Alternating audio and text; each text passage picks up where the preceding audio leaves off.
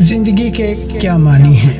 زندگی میں مقصد، بھرپوری اور اطمینان کو کیسے ڈھونڈا جا سکتا ہے؟ یہ بہت اہم موضوع ہے اور ہم سب کے ساتھ اکثر زندگی میں کبھی نہ کبھی ایسا ضرور ہوتا ہے عمر کے کسی بھی ایک حصہ میں کہ ہم یہ سوچتے ہیں کہ جو ہم نے کرنا تھا، جو ہم چاہتے تھے، وہ سب کچھ ہم نے کر لیا، جو ہمارے گولز تھے وہ ہم نے اچیو کر لیے، جو مقصد تھے وہ سارے پورے کر لیے اور جس مقام پر پہنچنا چاہتے تھے وہاں تک پہنچ چکے ہیں، لیکن پھر ہم اپنے اندر خالی پن سا کیوں محسوس کرتے ہیں؟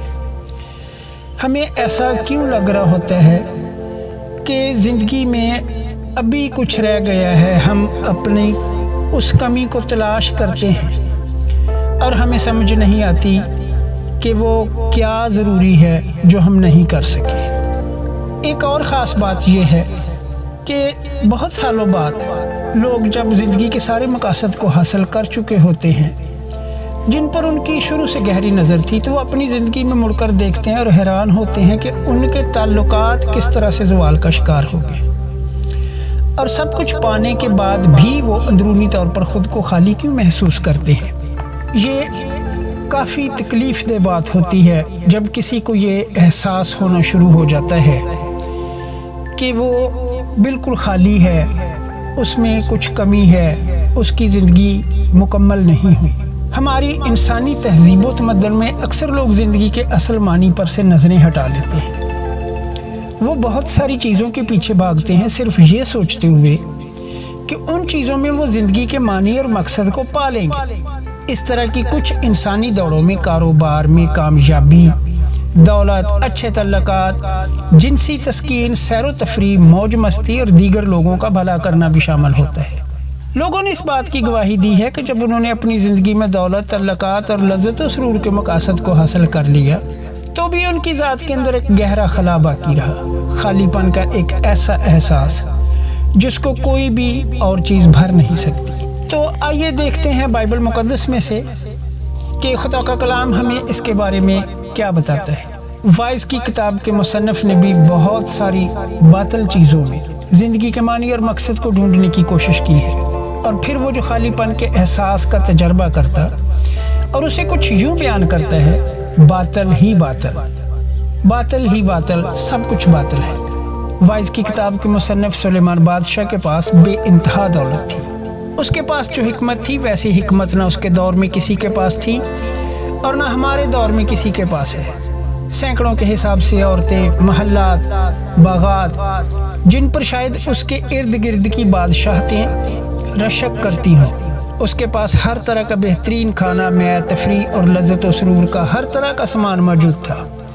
اس نے ایک مقام پر کہا تھا، اور سب کچھ جو میری آنکھیں چاہتی تھی میں نے ان سے باز نہ رکھا، میں نے اپنے دل کو کسی طرح کی خوشی سے نہ روکا۔ اور اس کے باوجود اس نے زندگی کا خلاصہ کچھ یوں بیان کیا کہ جو زندگی سب لوگ گزارتے ہیں، زندگی میں وہ سب کچھ جسے ہم دیکھ سکتے ہیں اور وہ سب کچھ جس کا ہم اپنی آنکھوں اور اپنے حواس کے ساتھ تجربہ کر سکتے ہیں، وہ سب باطل یعنی بے معنی ہے۔ اس عجیب سے خلا کی کیا وضاحت ہو سکتی ہے؟ خدا نے دراصل ہمیں کچھ ایسی چیزوں کے لیے تخلیق کیا ہے جو اس دنیا کی ان تمام چیزوں سے جن کا ہم یہاں پر تجربہ کر سکتے ہیں برتر اور اعلیٰ ہے۔ سلیمان نے خدا کے بارے میں کہا ہے کہ اس نے ابدیت کو بھی ان کے دل میں جاگزین کیا ہے۔ ہم اپنے دلوں کے اندر اس بات کو بخوبی جانتے ہیں کہ اب اس وقت یہاں پر جو کچھ ہے وہی حقیقت نہیں، بلکہ کچھ اس سے بڑھ کر اس سے آگے بھی ہے۔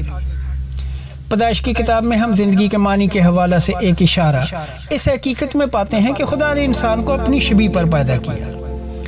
اس کا مطلب ہے کہ ہم کسی بھی چیز سے زیادہ بڑھ کر خدا کی مانند ہیں۔ ہم اس حقیقت کو بھی دریافت کرتے ہیں کہ انسان کے گناہ میں گرنے اور اس کے گناہ کی وجہ سے اس زمین کے لعنتی ہونے سے پہلے کچھ خاص چیزیں ہیں، غور کیجیے گا۔ خدا نے انسان کو ایک معاشرتی مخلوق کے طور پر تخلیق کیا۔ خدا نے انسان کو زمین پر کرنے کے لیے کام دیا۔ خدا کی انسان کے ساتھ رفاقت تھی۔ خدا نے انسان کو زمین اور اس پر موجود ہر ایک چیز پر اختیار بخشا۔ یہ نکات اپنے اندر زندگی کے معنی کے حوالے سے خاص اہمیت رکھتے ہیں۔ خدا چاہتا تھا کہ انسان کثرت کی زندگی حاصل کرے، لیکن ہماری حالت، بالخصوص ہمارا خدا کے ساتھ تعلق یا رفاقت، گناہ میں گرنے کی وجہ سے بہت بری طرح متاثر ہوئی اور اس گناہ کی وجہ سے یہ دنیا بھی لعنت زدہ ہو گئی۔ مکاشفہ کی کتاب ہمیں یہ سکھاتی ہے کہ خدا ہماری زندگی کے معنی کو بحال کرنے کے حوالے سے سوچتا ہے۔ خدا یہ ظاہر کرتا ہے کہ وہ اس موجودہ تخلیق کو ختم کر کے ایک نیا آسمان اور نئی زمین تخلیق کرے گا۔ اس وقت وہ نجات پا لینے والے سبھی لوگوں کے ساتھ اپنی مکمل رفاقت کو بحال کر دے گا، جبکہ غیر نجات یافتہ لوگوں کی عدالت کی جائے گی۔ وہ خدا کی بادشاہی میں جانے کے قابل نہ ہوں گے اور ہمیشہ ہمیشہ کے لیے آگ کی جھیل میں ڈال دیے جائیں گے۔ گناہ کی لعنت کو ایک دن ختم کر دیا جائے گا۔ اس کے بعد گناہ، دکھ، تکلیف، بیماری، موت، درد، آہو نالا نہ رہے گا۔ خدا بنی انسان کے ساتھ بسے گا اور وہ سب اس کے بیٹے اور بیٹیاں ہوں گی۔ بس ہم ایک طرح سے پورے دائرے میں گھومیں گے۔ خدا نے ہمیں تخلیق کیا تاکہ وہ ہمارے ساتھ رفاقت رکھ سکے۔ انسان نے گناہ کیا جس کی وجہ سے انسان اور خدا کے درمیان رفاقتی سلسلہ ٹوٹ گیا۔ خدا ابدی زندگی میں اسی رفاقت کو مکمل طور پر بحال کرتا ہے۔ اگر ہم اس زندگی میں ہر ایک چیز کو حاصل کرنے کی کوشش میں لگے رہتے ہیں تو ہم ایک ایسا سفر شروع کرتے ہیں جس میں ہم خدا سے ابدی طور پر دور ہو جائیں گے، اور یہ کسی بھی بڑی سے بڑی ناکامی اور خالی پن سے بھی بڑھ کر ہوگا۔ لیکن خدا نے ایک طریقہ پیش کیا ہے جس کے ذریعے سے نہ صرف ابدی برکات ممکن ہے بلکہ اس کی مدد سے اس زمین پر ہماری زندگی زیادہ بامعنی اور بامقصد بن جاتی ہے۔ اس ابدی مسرت اور زمین پر آسمانی تجربے والی زندگی کو کس طرح سے حاصل کیا جا سکتا ہے؟ سچ یہ ہے کہ یسوع مسیح کے وسیلے یہ بحالی ممکن ہے۔ زندگی کے حقیقی معنی اب اور آئندہ زندگی میں ابدیت تک کے لیے اسی بات میں ہے کہ ہمارا خدا کے ساتھ حقیقی تعلق، ہماری رفاقت بحال ہو۔ یہ بحالی صرف اور صرف خدا کے بیٹے خداوند یسوع مسیح کے وسیلے ہی ممکن ہے، جس نے ہماری خدا کے ساتھ صلح کروا دی ہے۔ انجیل مقدس میں سے یہ حوالہ جات آپ کے سامنے ہیں، آپ ان کو ضرور سٹڈی کیجیے گا۔ جب ہم یسوع پر اپنے شخصی نجات دہندہ کے طور پر ایمان لاتے ہیں تو ہم نجات اور ابدی زندگی حاصل کرتے ہیں۔ ایک دفعہ جب وہ نجات ایمان کے وسیلہ سے خدا کے فضل سے حاصل کر لی جاتی ہے تو اس وقت خداوند یسوع مسیح ہمیں نیا مخلوق بنا دیتا ہے اور ہم اس کی حضوری اور اس کی رفاقت میں بڑھنے کے سفر کا آغاز کر دیتے ہیں، اور جیسے جیسے ہم اس پر انحصار کرتے ہیں ہم اس کی نزدیکی میں جاتے رہتے ہیں۔ خدا چاہتا ہے کہ ہم زندگی کے معنی جانیں۔ یسوع نے کہا ہے کہ میں اس لیے آیا کہ وہ زندگی پائے اور کثرت سے پائے۔ ایک کثرت کی زندگی دراصل وہ ہے جو بامعنی اور بے مقصد پر اور خالی پن سے پاک ہے۔ زندگی کے معنی دراصل خدا کے جلال میں لپٹے ہوئے ہیں۔ جب خدا اپنے برگزیدوں کو بلاتا ہے تو وہ کہتا ہے کہ ہر ایک کو جو میرے نام سے کہلاتا ہے اور جس کو میں نے اپنے جلال کے لیے خلق کیا ہے، جسے میں نے پیدا کیا، ہاں جسے میں نے ہی بنایا ہے، لاؤ۔ وہ مقصد جس کے تحت ہم تخلیق کیے گئے تھے وہ خدا کا جلال ہے۔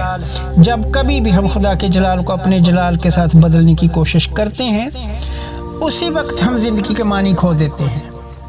اس وقت یسوع نے اپنے شاگردوں سے کہا کہ اگر کوئی میرے پیچھے آنا چاہے تو اپنی خودی کا انکار کرے اور اپنی صلیب اٹھائے اور میرے پیچھے ہو لے، کیونکہ جو کوئی اپنی جان بچانا چاہے گا اسے کھوئے گا، اور جو کوئی میری خاطر اپنی جان کھوئے گا اسے پائے گا۔